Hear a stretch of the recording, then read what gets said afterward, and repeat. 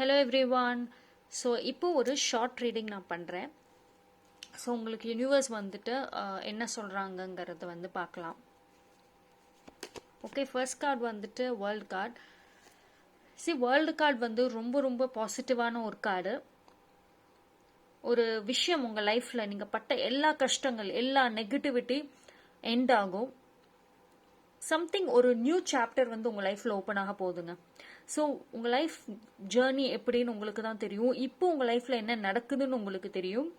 ஏதோ ஒரு விஷயம் எண்ட் ஆச்சு, இல்லை எண்ட் ஆகிற மாதிரி இருக்கு அப்படின்னா அதை நீங்கள் ஹோல்டு பண்ணாதீங்க.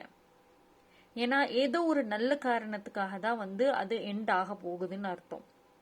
உங்கள் லைஃப்பில் வந்து ஒரு மேஜர் டேர்ன் ஓவர் கண்டிப்பாக இருக்கு. ஒரு சில பேர் வந்து நிறைய பிளெஸிங்ஸ் உங்களுக்கு இருக்கும். நீங்கள் நிறைய ஏஞ்சல் நம்பர்ஸை பார்த்துருப்பீங்க, இல்லை ஸ்பிரிட் அனிமல்ஸோட அதிகமாக கனெக்ட் ஆகிருப்பீங்க. கொஞ்சம் கம்யூனிகேஷன் விஷயத்தில் மட்டும் கொஞ்சம் நீங்கள் வந்து இம்பார்ட்டன்ஸ் கொடுங்க. ஏன்னா வந்து உங்களோட ஹார்ட் சக்ரா பார்த்தீங்கன்னா கொஞ்சம் பாதிச்சிருக்கு. அது எப்படின்னா நிறைய விஷயங்கள் வந்து மனசுக்குள்ளரே தேக்கி வச்சிருக்கீங்க. எதுவுமே சொல்லாம சம்பந்தப்பட்டவங்க கிட்ட உங்க மனசுல என்ன இருக்கு அப்படிங்கறத சொல்லாம உங்களுக்குள்ளரே வச்சிருக்கிறனால நீங்க ரொம்ப ஒரு சில டைம்ல ரொம்ப சென்சிட்டிவா எமோஷனல் ஆகிடுறீங்க. அது எல்லாமே வந்துட்டு நீங்க ஹீல் பண்ணணும். ஹீலிங் நிறைய தேவைப்படுது உங்களுக்கு. ஏன்னா இனிமேல் வந்து உங்க லைஃப்ல எந்த விதமான டிராமாஸ்க்கெல்லாம் இடம் கிடையாது. இனி உங்கள் லைஃப்பில் பார்த்தீங்கன்னா உங்களோட கோல், ஆம்பிஷன், மணி ரிலேட்டடான விஷயம், நியூ ஜாப், நியூ ப்ராஜெக்ட்னு இந்த விஷயங்கள் தான் வந்துட்டு ஒரு நியூ ஸ்டார்ட்டாக இருக்க போகுது. ஸோ இதுக்கு வந்துட்டு உங்கள் மைண்ட், உங்கள் ஐடியாஸ் இதெல்லாம் வெரி வெரி இம்பார்ட்டண்ட். அண்ட் ஒரு விஷயம் நீங்கள் நல்லா புரிஞ்சுக்கணும். உங்களுக்கு உங்கள் ஆன்சிஸ்டர்ஸ், கடவுளோட பிளெஸிங்ஸ், யூனிவர்ஸோட பிளெஸிங்ஸ் 100% இருக்குது. இவ்வளோ நாள் என்னென்ன விஷயங்கள் உங்களுக்கு இம்பேலன்ஸாக இருந்துச்சோ அது எல்லாமே வந்து ஒரு சில பேருக்கு கம்ப்ளீட்டாக ஒரு சரியாக வரும். ஓகே, நெக்ஸ்ட் கார்டு பார்க்கலாம். 3 of Wands. நிறைய பிளானிங் பண்ணுவீங்களோ? உங்களுக்கு உங்களோட கோலே பார்த்தீங்கன்னா லாங் டேர்ம் கோல் தான். ஷார்ட் டேர்ம் கோலுங்கிறத தவிர லாங் டேர்ம் கோல் தான் இருக்கு. நீங்கள் வந்து என்றைக்குமே ஒரு ஷார்ட் டேர்ம் கோலுக்கு பிளான் பண்ண மாட்டீங்க.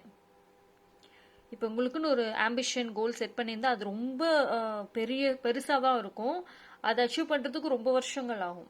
ஸோ அந்த மாதிரி கோல்ஸ் தான் வந்து உங்களுக்கு இருக்கு. ஆனால் வந்து கோல்ஸ் நிறைய அருமையாக செட் பண்ணுறீங்க. ஆனால் அதுக்கான ஸ்டெப்பை எடுத்தீங்களா அப்படின்னா இல்லைன்னு தான் நான் சொல்லுவேன் இது வரைக்கும். ஸோ இனிமேல் வந்துட்டு ஒரு ஃபர்ஸ்ட் ஸ்டெப்பாக அதை எடுத்து வைங்க. ஏன்னா இது உங்களுக்கான வெரி குட் டைம். ஸோ ஏதாவது ஒரு பாசிட்டிவ் சைன் ஒரு சில பேருக்கு டெஃபினட்டாக கிடைக்கும். அண்ட் அதே மாதிரி ரொம்ப ஓவராக பிளானிங் பண்ணாதீங்க. நீங்கள் நிறைய பிளான் பண்ணக்கூடிய ஒரு பர்சன் தான். இப்போ ஒரு டூருக்கு போகிறீங்க, இல்லை ட்ரிப் அங்கே எங்கேயாவது போகிறீங்கன்னா அதுக்கு அவ்வளோ பிளான் பண்ணுவீங்க. இங்கேருந்து கிளம்புறதுலேருந்து திருப்பி ரிட்டர்ன் வர வரைக்கும் என்னென்னலாம் பண்ணணும், எங்கெங்கெல்லாம் போகணும்னு அவ்வளோ கால்குலேட்டிவாக பிளான் பண்ணக்கூடிய ஒரு பர்சன்.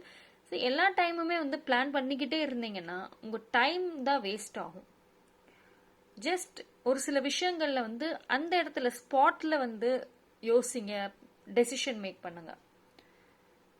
ஸோ தைரியம் தேவை உங்களுக்கு. இப்போ தைரியமா நம்பிக்கையோட இறங்குங்க. எந்த ஒரு விஷயமாக இருந்தாலும் கண்டிப்பா உங்களால வந்துட்டு அதுல சக்சஸ் ஆக முடியும். Okay, next. நான் சொன்ன மாதிரி உங்களுக்கு உங்களோட ஆன்சிஸ்டர்ஸோட பிளெஸ்ஸிங்ஸ் நிறைய இருக்குது. உங்கள் முன்னோர்களை நீங்கள் நிறைய ப்ரே பண்ணுங்க. உங்களோட கிராண்ட்மதர் எல்லாம் அவங்களெல்லாம் நீங்கள் நிறையா ப்ரே பண்ணலாம். ஏன்னா அவங்களோட பிளெஸ்ஸிங்ஸ் உங்களுக்கு கண்டிப்பாக இருக்குது. அண்டு நீங்கள் வந்து உங்கள் ஆன்சிஸ்டர்ஸ் கிட்டையும் டிவைன் கிட்டையுமே உங்களோட ஓப்பன் ஹேண்டோட ப்ரே பண்ணுங்க. எந்த ஒரு எக்ஸ்பெக்டேஷன்ஸுமே வச்சுக்காம நீங்கள் உங்கள் மனசில் என்ன இருக்குதோ அதை அவங்க கிட்ட பேசுங்க, சொல்லுங்க. அவங்க கேட்டுட்டு தான் இருக்காங்க. அண்ட் டெஃபினட்டாக உங்களுக்கு ஹெல்ப் பண்ணுவாங்க. உங்களுக்கான வழியை டெஃபினட்டாக காமிப்பாங்க. அண்ட் இன்னொரு விஷயம் வந்துட்டு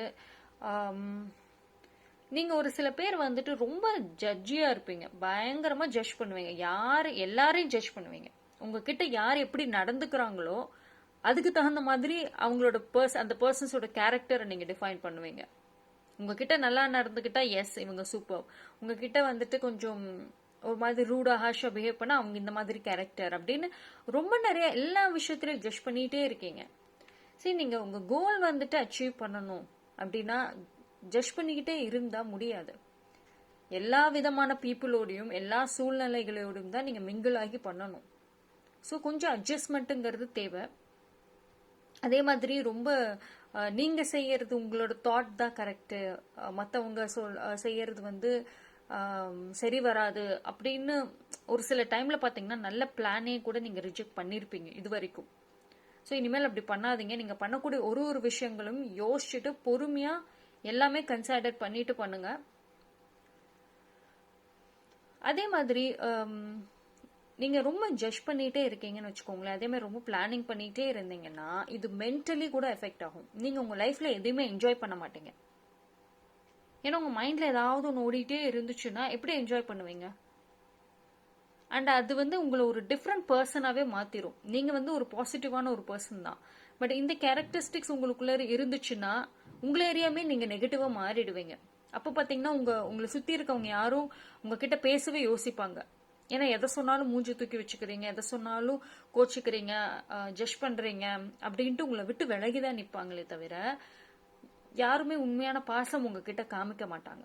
ஸோ அந்த ஒரு விஷயத்துல ரொம்ப கேர்ஃபுல்லா இருங்க.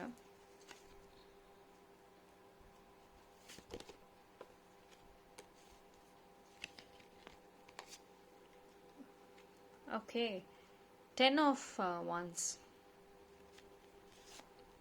3 of sword, okay 2 of cups. So உங்கள் லைஃப்பில் நிறையா ஹார்ட் பிரேக்ஸ் இருந்திருக்கும். நான் சொன்னேன் பார்த்தீங்களா உங்களுக்கு ஹார்ட் சக்கரால ப்ராப்ளம்னு. அதுக்கு காரணம் வந்துட்டு நிறைய ஹார்ட் பிரேக்ஸுங்க உங்கள் லைஃப்பில்.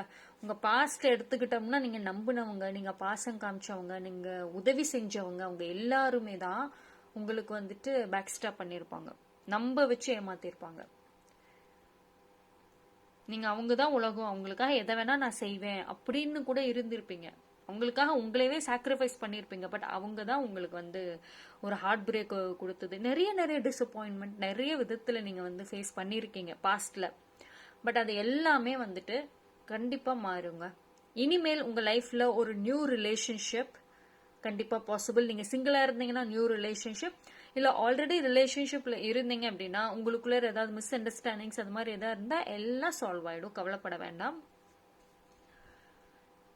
ஒரே ஒரு டிப் நான் சொல்றது என்னன்னா, ஒரு சில பேர் வந்துட்டு எப்ப பார்த்தாலும் பாஸ்டே கம்பேர் பண்றீங்க. அது மட்டும் வேண்டாம். ஏன்னா பாஸ்ட்ல நடந்தது வேற, இனி உங்க ஃபியூச்சர்ல நடக்க போறது வேற. ரெண்டுமே ரெண்டு டிஃப்ரெண்ட் திங்ஸ்.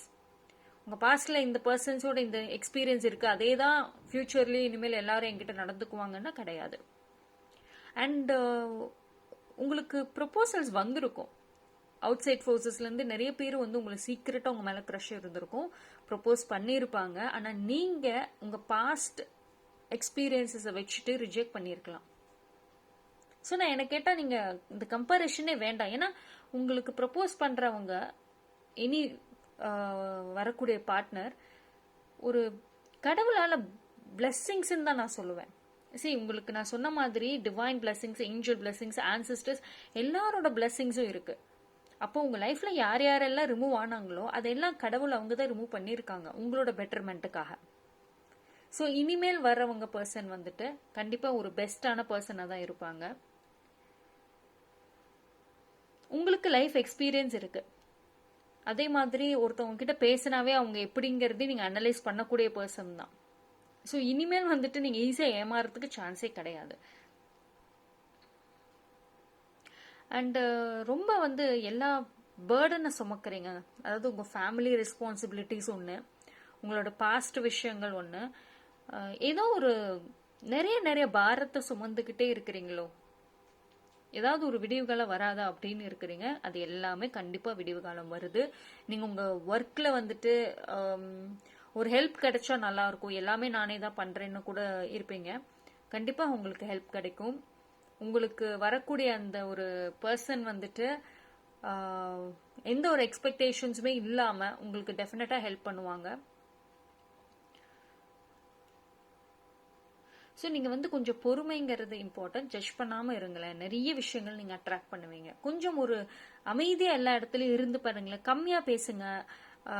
அதே மாதிரி யாரையுமே வந்துட்டு ஒரு சந்தேகத்தோட பார்வையிலே பார்க்க வேண்டாம். அப்படி இருந்து மட்டும் பாருங்களேன், உங்களுக்கே நிறைய சேஞ்சஸ் தெரியும். நீங்க சும்மா அமைதியா இருந்தாலும் நிறைய ஆப்பர்ச்சுனிட்டிஸ், நிறைய பர்சன்ஸ் உங்களை தேடி வருவாங்க, உங்களோட ஃப்ரெண்ட்ஷிப் பாண்டிங் வச்சுக்கணும்னு சொல்லிட்டு.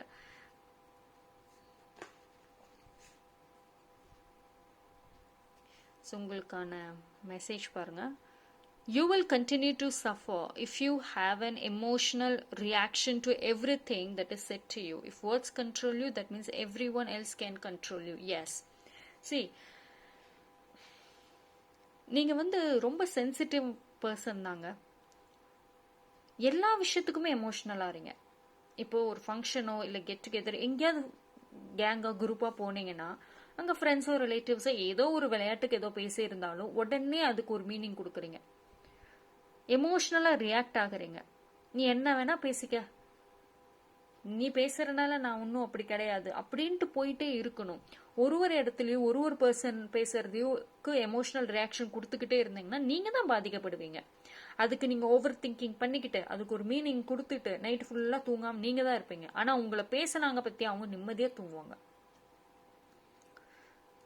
ஸோ அந்த ஒரு உங்களுக்கு வந்து செல்ஃப் கண்ட்ரோல் ரொம்ப ரொம்ப ரொம்ப முக்கியம். ஏன்னா வந்துட்டு ஒருத்தவங்க சொல்ற அந்த ஒரு கேஷுவலான சாதா வேர்ட்ஸே உங்களை பாதிக்குது அப்படின்னா லைஃப்ல நிறைய இருக்கு. ஸோ ஒரு விஷயத்துக்கும் உட்காந்துட்டு ஒரி பண்ணிக்கிட்டே இருந்தீங்கன்னா நீங்க உங்க லைஃபும் வாழ முடியாது, உங்க கோலை அச்சீவ் பண்ண முடியாது. ஸோ இந்த ஒரு விஷயம் self control is very very important. And இதுல இன்னொரு விஷயம் என்னன்னா, அவங்க தான் டாக்ஸிக்னு தெரியுது, தெரிஞ்சு நீங்க அவங்கள கூப்பிடுறாங்கன்னு போறீங்க. உங்களோட பாதி பிரச்சனைக்கான ரீசன் நீங்க நோ அப்படிங்கிற ஒரு வார்த்தையை சொல்லாம இருக்கிறது தான். ஒருத்தவங்க டாக்ஸிக் அந்த இடத்துக்கு போனா பிரச்சனை ஆகும், இந்த மாதிரி பேசுவாங்க அப்படின்னு தெரிஞ்சும் போறது உங்க தப்பு தான். ஸோ எந்த இன்விடேஷன்ஸை அக்செப்ட் பண்ணணும், எது அக்செப்ட் பண்ணக்கூடாதுங்கிறதுல ஃபர்ஸ்ட் நீங்க தெளிவா இருக்கணும். நீங்க நோ சொன்னா அவங்க ஹர்ட் ஆகுறாங்கன்னா ஆகிட்டு போட்டும், ஏன்னா அவங்க டாக்ஸிக், அவங்கனால உங்களுக்கு ஒரு பெனிஃபிட் கிடைக்கவே கிடைக்காது. Mental health is very very important. So இதுதான் இன்னைக்கு உங்களுக்கான மெசேஜ். ரொம்ப ரொம்ப சூப்பர்வான ஒரு மெசேஜ் யூனிவர்ஸ் சொல்லியிருக்கிறது. இதை மட்டும் ஃபாலோ பண்ணி பாருங்க, உங்க லைஃப்ல நிறைய சேஞ்சஸ் வரும். தேங்க்யூ. Stay blessed.